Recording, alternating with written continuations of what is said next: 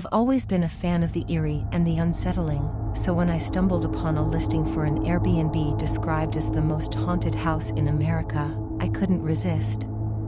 My curiosity got the better of me, and I booked a weekend stay at Hollow House, located in a remote part of New England.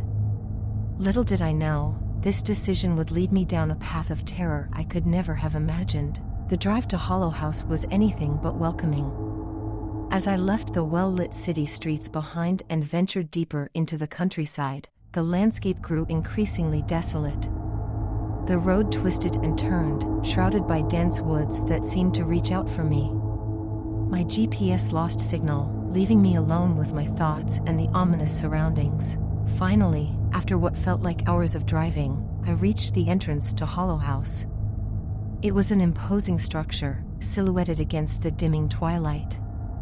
A heavy iron gate marked the boundary, its bars twisted into grotesque shapes that seemed to warn visitors away. I took a deep breath and pushed it open, hearing the creak of rusted hinges that sent shivers down my spine. The house itself was a foreboding sight. A massive Victorian mansion with a dilapidated facade, its windows were shattered, and ivy clung to its crumbling walls. The air was thick with an unnatural stillness, and I couldn't help but feel like an intruder in this desolate place. The host, Mr. Holloway, had left a key in a small box by the entrance. His instructions were curt and cryptic: "Welcome to Hollow House. Stay in the East Wing. Do not venture into the West Wing. Enjoy your stay. No contact number, no emergency contact, just those ominous words." As I entered the East Wing, I was greeted by the smell of decay and an eerie silence that seemed to hang in the air. The furniture was covered in dusty sheets, and cobwebs stretched across every corner. I took a deep breath and tried to shake off the unease, reminding myself that I was here for a thrilling experience.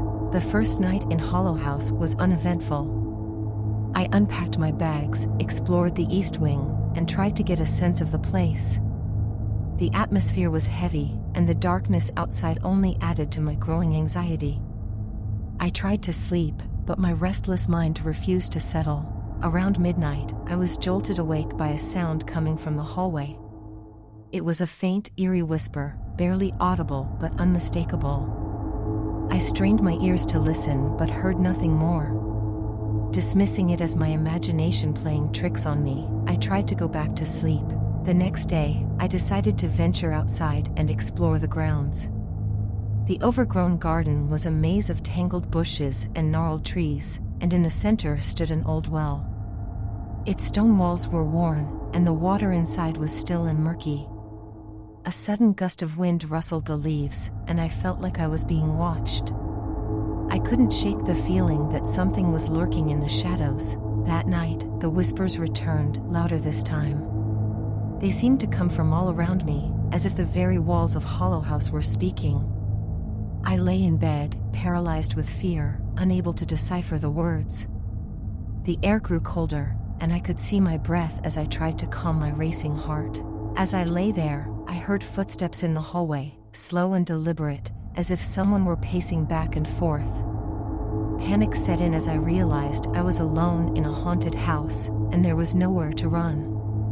I mustered the courage to get out of bed and investigate, clutching a flashlight in my trembling hand. The hallway was dimly lit, and the whispers grew louder, now forming distinct words. "Leave, now, danger." The voice was hollow and filled with anguish. My heart pounded in my chest as I followed the sound, leading me to the entrance of the West Wing, the forbidden area. I hesitated for a moment, torn between my curiosity and fear.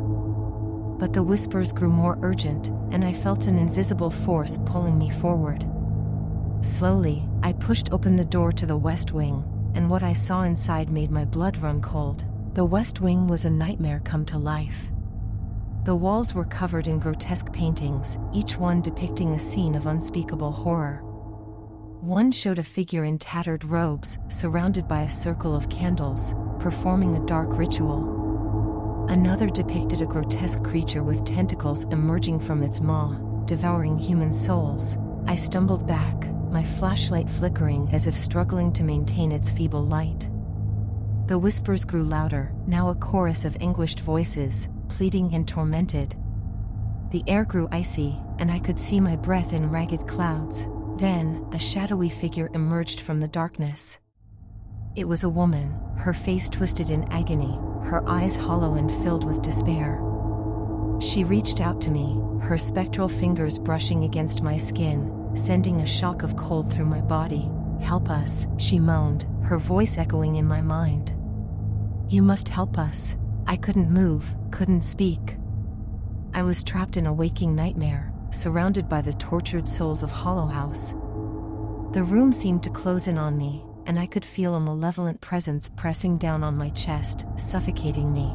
Just as I thought I would be consumed by the darkness, a blinding light burst forth from the doorway, banishing the shadows and the tortured spirits. It was Mr. Holloway, his face etched with determination.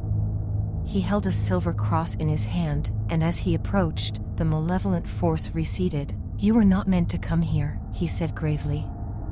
"The West Wing is a gateway to the other side, a place where the spirits of the damned are trapped.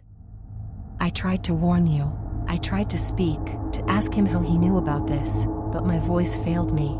Mr. Holloway escorted me out of the West Wing, sealing it once again.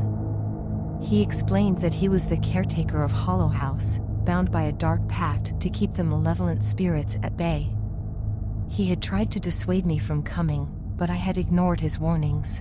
I left Hollow House the next morning, shaken and haunted by the experience. Mr. Holloway assured me that I would be safe, but I couldn't escape the feeling that I had glimpsed something truly malevolent and ancient.